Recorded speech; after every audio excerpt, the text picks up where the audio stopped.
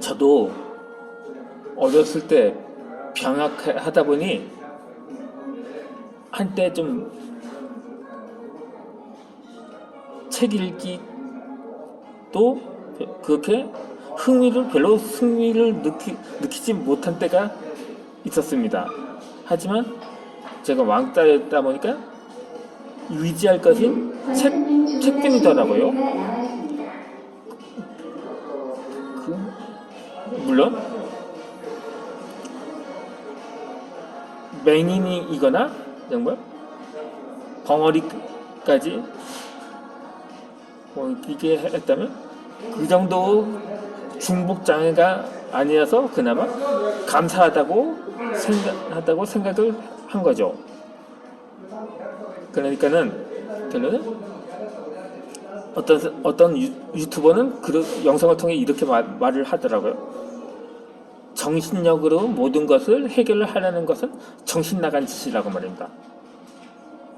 아니 그렇다고 정말 몸이 안 따라주는 것도 지능지수까지 낮고 지혜도 없다면 오로지 정신력뿐이라고 생각을 했었는데 그게 오히려 어리석은 생각이다 행동이라고 볼 수가 있는 거죠.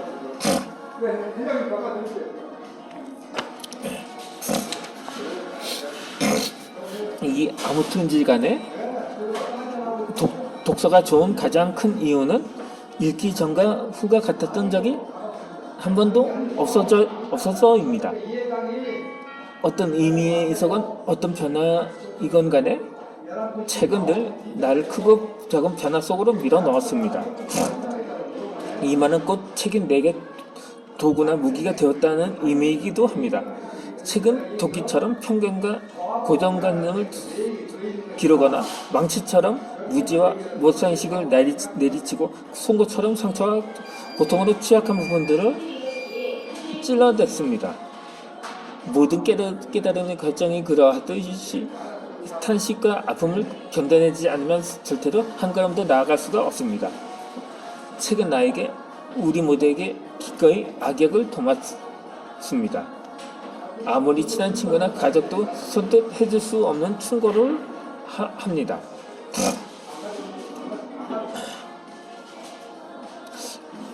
인생이 안 풀릴 때 가장 좋은 방법은 스스로에게 끝없이 질문을 퍼무는 것입니다.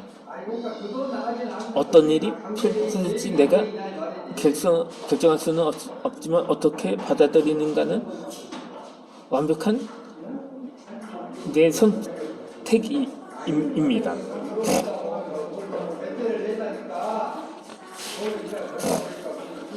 이처럼 책은 우리를 질문 속에 몰아넣고 열정의 기름을 부어주고 자존감과 정체성을 형성하는 데 도움을 주며 꿈과 비전을 발견하도록 응원해 왔습니다. 그래서 나는 책을 읽습니다. 빠르고 복잡하고 다양하고 시끄러운 것들이 우위를 차지하는 세상에서 그럼에도 불구하고 이 느리고 조용한 행위를 기꺼이 합니다. 왜냐하면 그것만이 본질에 딱 맞게 하니까요. 본질을 변화시키고 이 때문에 그래서 나는 오늘도 책을 읽습니다. 잘하고 싶고 배우고 싶고 죽을 때까지 성장하는 내 모습을 보고 싶어서 실제로 필사적이라고밖에 표현할 길이 없는 지난 시간의 독서로 내 삶은 손바닥 뒤집히듯 바뀌었습니다. 나는 늘 책을 만지며 가까이 하는 삶을 살고 싶었습니다. 책을 만들거나 읽거나 쓰는 삶, 그래서 작가나 번역가, 그도 아니면 출판사에 취직을 해서라도 책을 곁에 두고 살겠다고 결심을 했습니다. 그런데 나는 세 가지 중에 가장 나은 가능성이 낮다고 생각했던 작가가 되었어요. 작가가 되었다고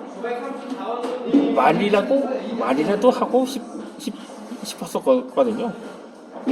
그렇다고 제가 작가로서 이전에 제가 영상을 소개할 때 제가 저 자신을 소개했을 때 작가로서는 대패를 했다고 했는데, 근데 그랬다고 문명 작가는 작가잖아요. 아니요. 제가 유튜브 채널명을 문명 작가라고 적응했는데,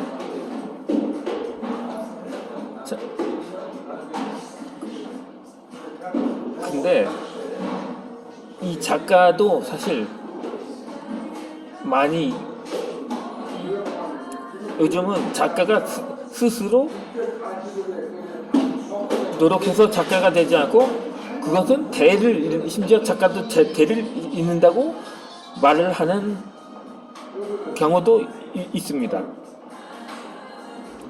그러니까 문학계의 노벨상이라고 할 수 있는 맹국 부커상의 주인공인 한강 여사에 대해서 제가 보충 설명을 드리려고 하는데, 이분은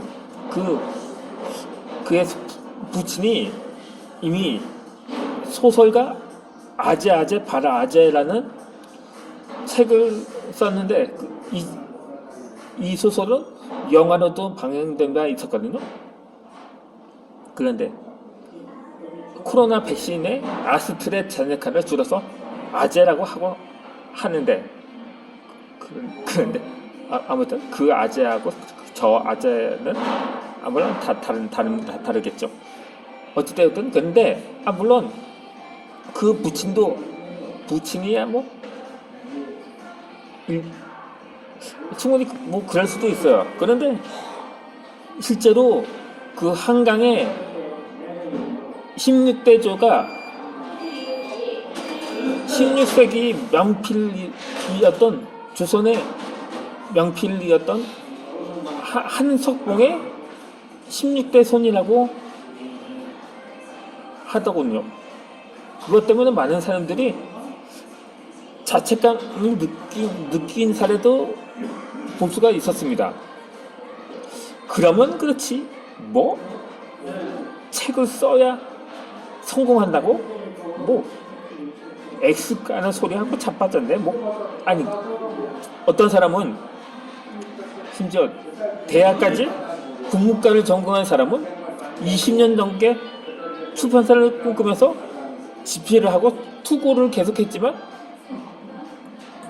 전부 거절이 되어서 자살을 했다는 얘기도 있었는데, 그러면 그렇지, 누구는 우리 같은 소시민들은 아무리 해도, 노력을 해도 거절만 받고 짝짝짝짝짝짝 이렇게 한탄을 하는 목소리가 많더라고요. 그럼 물론 흔히 그걸 07과삼이라고 그걸 논리로 볼 수는 없지만, 약 30%가 그러니까 대를 이었다고, 그 재능과 끼를 받은 30%가 있다면, 그러니까 다수라고 할 수 있는 70%는 이 자수성가했다고 합니다. 그러니까 소수에 의해서 그 자신의 인생을 좌우할 수는 없는 거죠. 그러니까는 너무 이 30%만 바라보면서 낙심할 수는 없는 노릇인 거죠. 자, 다시 본론으로 들어가서, 나는 늘 책을 만지며 가까이 나는 삶을 살고 싶었습니다. 그렇게 한때 잠깐 출판사 투고를 해서 그냥 계속 좌절을 기록하면서 스스로 낙오자라고 여겼지만, 언젠가는 강연도 하고 기업체에서 임직원들을 대상으로 특강을 하는 꿈도 여전히 진행형에 있습니다. 아니, 이전에 어떤 지인이 그러더라고. 야, 너 그 출판사를 조금만 더 일찍 발견했다면 지금쯤 전국을 다니면서 강연 활동을 하고 있을 텐데라며 안타까워 하기도 했었습니다. 물론 지금은 한창 현 상황에 대면을 하며 강연을 활동을 할 상황은 아니긴 한데 아무쪼록 이 바이러스가 자연 소멸되거나 아니 백신 접종을 100% 완료해서 집단 면역을 형성하거나 뭐 둘 중 하나가 먼저 시작되어야만 다시 예전처럼 일상으로 돌아갈 수가 있을 것입니다.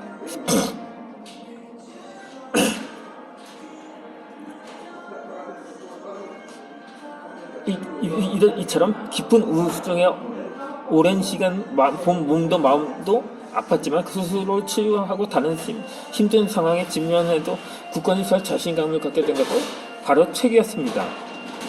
나를 위로하는 수많은 책을 만나서 오랜 시간 셀프 치료도 했고 지금의 나는 세상에서 가장 강인한 영혼을 가진 사람 중 한 명이라고 자부합니다. 그런 의미에서 독서는 나의 구원을 한 거죠. 이 성공을 위한 나만의 전략과 수단을 발견하고 다른 길을 모색하게 한 것도 다름 아닌 책이었습니다. 여러 차례 언급을 했던 것처럼 제가 유튜브 영상을 시작하게 된 것도 이 책을 통해서였습니다. 그 관련 책이 수두룩하죠. 그리고 비교적 최근이라고 할 수 있는데 지난해 말까지 제가 유튜브 영상을 통해 읽어드렸던 나는 유튜브로 놀면서 매달 500만 원만 벌면 좋겠다 다소 긴 제목의 책을 읽어드렸는데 저자 또한 현재 전문 유튜버가 집필을 했는데 그런데 흔히 책을 쓰고 유명 작가가 되면서 유튜브를 운영하는 사람이 있고